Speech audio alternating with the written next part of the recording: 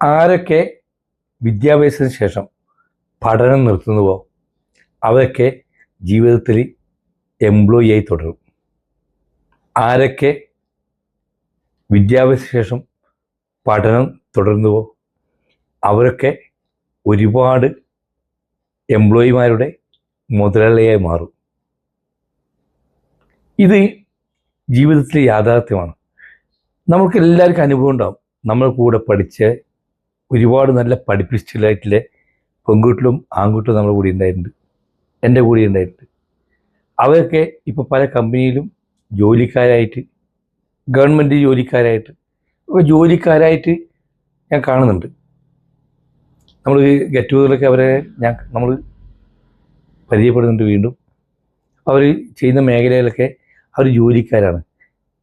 കാരണം നമ്മൾ പഠിക്കുന്ന സമയത്ത് ഈ പഠിക്കുന്നതിൻ്റെ തെറ്റോ ശരിയോ എന്നതിനെക്കുറിച്ചൊന്നും പറയാനൊന്നും ഞാൻ ആളല്ല. എങ്കിൽ ഞാൻ മനസ്സിലാക്കിയെടുത്തോളം നമ്മളെ ജീവിതത്തിൽ പഠിക്കുന്ന സമയത്ത് നന്നായി പഠിച്ച ആൾക്കാരൊക്കെ ഇപ്പോഴും ജോലിക്കാരായി തുടരുക. കാരണം വെച്ചാൽ പഠിച്ച് അവർക്ക് റിസൾട്ട് കിട്ടി, ഫസ്റ്റ് റാങ്ക് കിട്ടി, അല്ലെങ്കിൽ ഫസ്റ്റ് ക്ലാസ് കിട്ടി, ഇത്ര മാർക്ക് കിട്ടി, ഇത്ര പെർസെൻറ്റേജ് മാർക്ക് കിട്ടി എന്ന് കഴിഞ്ഞാൽ പിന്നെ അവർ ആ പഠനം നിർത്തിയാണ്.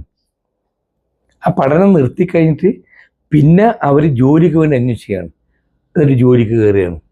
പിന്നെ വേറൊരു പഠിത്തം ഇല്ല. സ്വാഭാവികമായിട്ടൊരു പരിധി വരെയുള്ള ആൾക്കാരുടെ കാര്യമാണ്.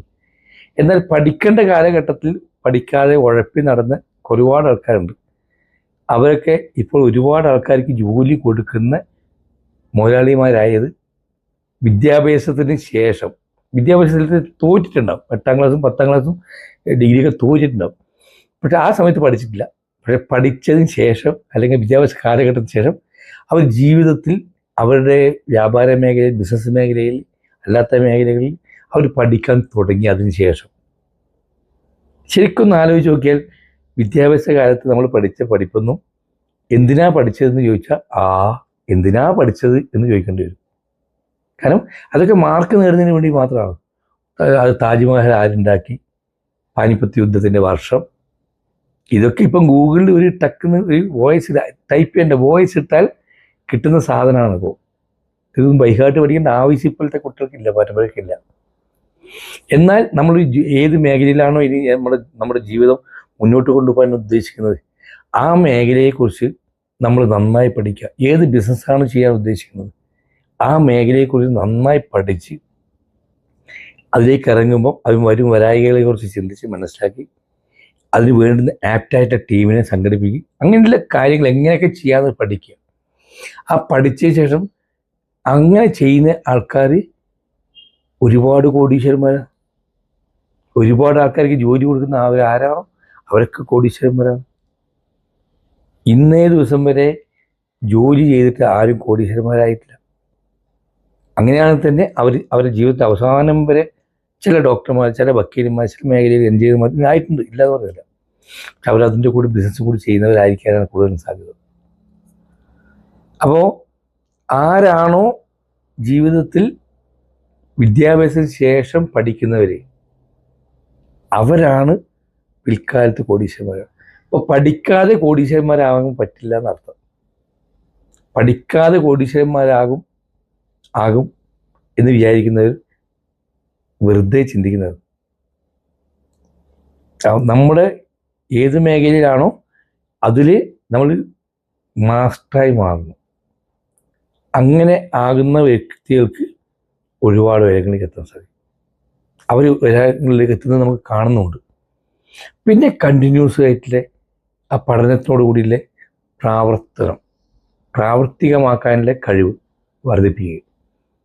അതൊക്കെ ഈ വിദ്യാഭ്യാസത്തിൽ അല്ലെങ്കിൽ നമ്മുടെ പഠനത്തിൻ്റെ ഭാഗമാണ്. പഠിക്കുക എന്നുള്ളതിൻ്റെ ഭാഗമാണ്. അങ്ങനെ ആരൊക്കെ ശ്രമിക്കുന്നുവോ അതുകൊണ്ടാണ് നമ്മൾ കൂടെ പഠിച്ച പല ആൾക്കാരും ഇപ്പോഴും ജോലിയെടുത്ത് ജീവിക്കുന്നത് തെറ്റൊന്നല്ല. പക്ഷേ സമ്പന്നരാകണമെങ്കിൽ അല്ലെങ്കിൽ ബിസിനസ്സുകാരായി മാറണമെങ്കിൽ പഠിച്ചേ പറ്റും. പുതിയ കാര്യങ്ങൾ എപ്പോഴും പഠിച്ചുകൊണ്ടിരിക്കുക, എപ്പോഴും പുതിയ അപ്ഡേഷൻസ്. ഇന്ന് ഞാൻ എൻ്റെ ഒരു സഹപ്രവർത്തകരായിട്ടുള്ള ഒരാളെ കണ്ട് സംസാരിച്ചത് അദ്ദേഹത്തിന് മരത്തിൻ്റെ ബിസിനസ് ഉണ്ടായിരുന്നു. അദ്ദേഹം അഡ്വക്കേറ്റാണ്. അദ്ദേഹത്തിന് മരത്തിൻ്റെ ബിസിനസ് ഉണ്ടായിരുന്നു.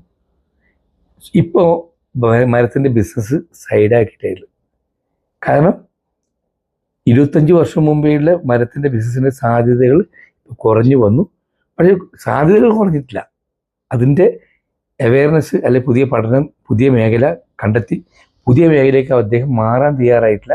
അദ്ദേഹം അഡ്വക്കേറ്റ് രീതിയിൽ നല്ല രീതിയിൽ മുന്നോട്ട് പോകുന്നു. ശരിയാണ്, അടിപൊളിയായി പോകുന്നുണ്ട്, സൂപ്പറായി പോകുന്നു. അപ്പോൾ അദ്ദേഹം ആ മേഖലയ്ക്ക് മാറി കൂടുതലും ശ്രദ്ധിക്കാൻ. അപ്പോൾ അതുകൊണ്ടാണ് പറയുന്നത്, നമ്മൾ ഏത് മേഖലയിലാണോ വിജയിക്കാൻ സാധിക്കുന്നത് നമ്മൾ പഠിക്കാൻ തയ്യാറാവുക. വിദ്യാഭ്യാസത്തിന് ശേഷം പഠിക്കുന്നതാണ് കോടീശ്വരന്മാരാകാൻ സാധ്യതയുള്ളത്. അതുകൊണ്ട് എല്ലാവരും കോടീശ്വരന്മാരാൻ ആഗ്രഹിക്കുക, അതിനുവേണ്ടി പ്രവർത്തിക്കുക, അതിനുവേണ്ടി പഠിക്കുക. എല്ലാവർക്കും ശുഭദിനം.